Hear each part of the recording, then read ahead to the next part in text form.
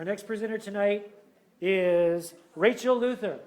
Rachel is a double major in environmental studies and political science, graduating in spring of 2022, so just in a couple of weeks. Yay! After she graduates, Rachel is doing an internship with Earth Lab and the Climate Impacts Group on their Northwest Climate Resiliency Project, and that will occupy her time through the summer. And then after that, maybe law school, right? We'll see.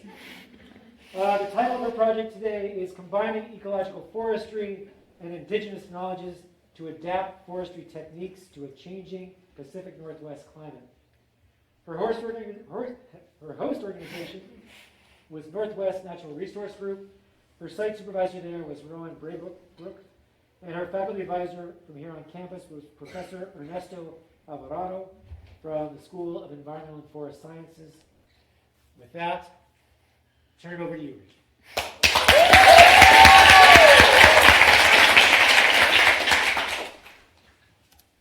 Thank you, and I would like to begin by acknowledging the Coast Salish people of this land who are the stewards of the past, present, and the future.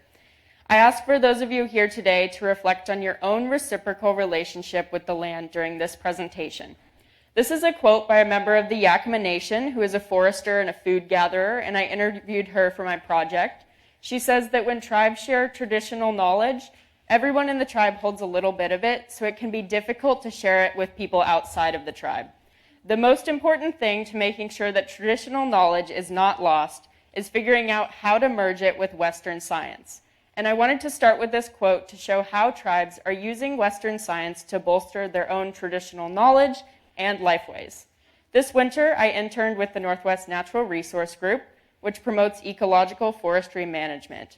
My internship was a snowpack monitoring one where I measured snowpack accumulation in forests of different densities.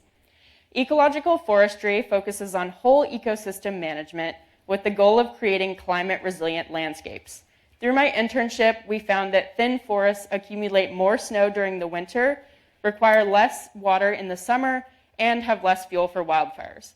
I was also interested in indigenous forestry because the thinning practices we used in my internship mimic fire management that has been used since time immemorial to manage cultural landscapes. So this led to my research question, which asked if a combination of traditional ecological knowledge and Western forestry techniques can increase resilience of forests to climate change. And I wanted to ask this question because of the similarities between the two. So I looked to answer my question through interviews of forestry experts, and through my interviews, I found that ecological and indigenous forestry have many goals and outcomes in common, although their methods differ. But the idea of co-management through consultation, coordination, and communication came up a lot because through it, formal and informal partnerships can form between tribes and management agencies that facilitate reciprocal and respectful knowledge sharing. This nesting model shows how we can achieve enhanced tribal and forest well-being in a context of climate change by using these 4 building blocks. By first recognizing the value of traditional knowledge, we can begin building reciprocal relationships and appreciate the sacredness of traditional knowledge, which allows for collaborative resource management that improves integration of Western and indigenous forestry practices. I will now walk through these in more depth. So first, the value of traditional knowledge comes from thousands of years of reciprocal relationships with the land.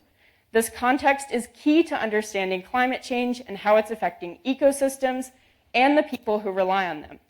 Traditional stewardship techniques such as first foods management and cultural burning represent holistic ways of restoring ecosystems and building resilience for future generations.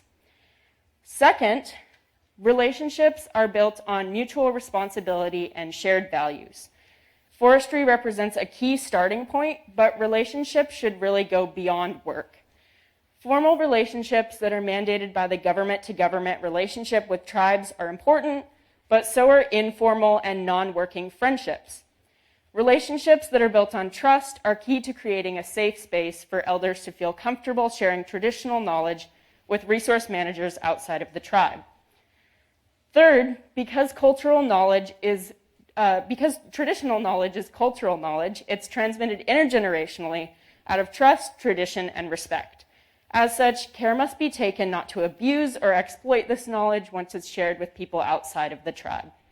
And finally, when tribal resources are held in trust for tribes by the federal government, tribes deserve a say in how they're managed. Traditional knowledge can provide important context for adaptive management techniques that sustain the ecosystems for the future. So as tribes are facing new challenges because of climate change, forestry represents a great starting point for building resilience. And so by involving Indigenous people in future management decisions, we can both improve forest adaptation and resilience to climate change through holistic ecosystem management, and we can achieve enhanced tribal and collective well-being through a justice-based approach to reconciliation and involvement. Thank you, and I would like to thank the Coast Salish people of this land, as well as Christy, Gary, Jal, and Jim, the 4 forestry experts who shared their knowledge with me. And I will now take any questions.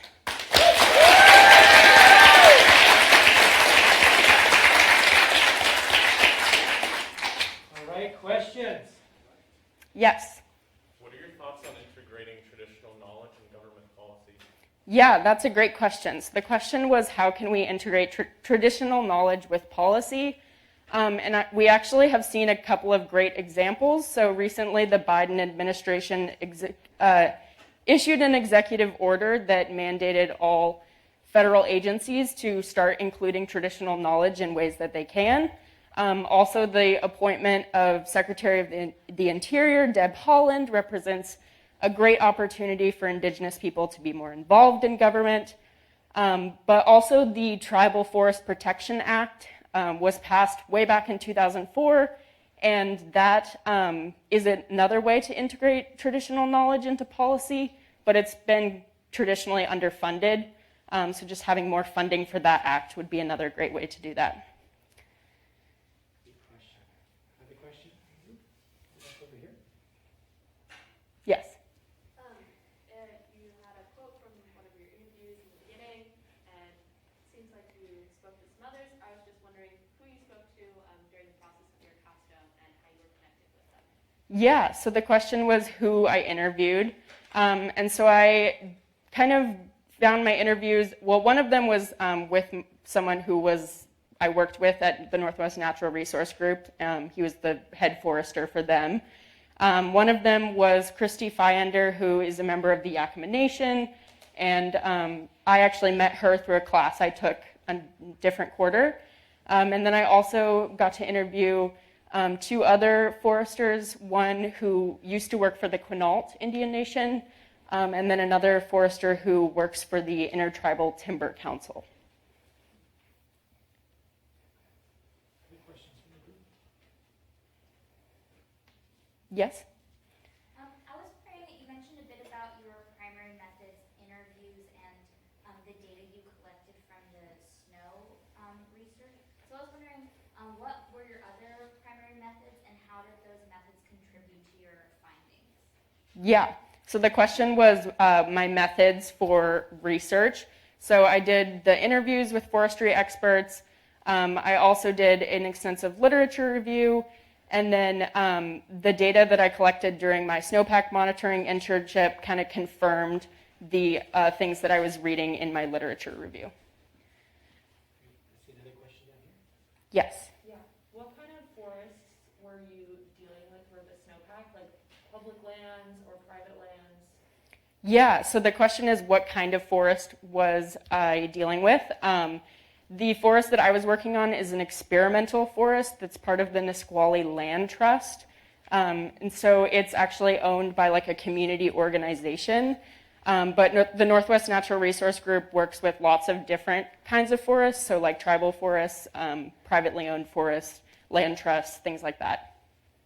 Great. Thank you so much.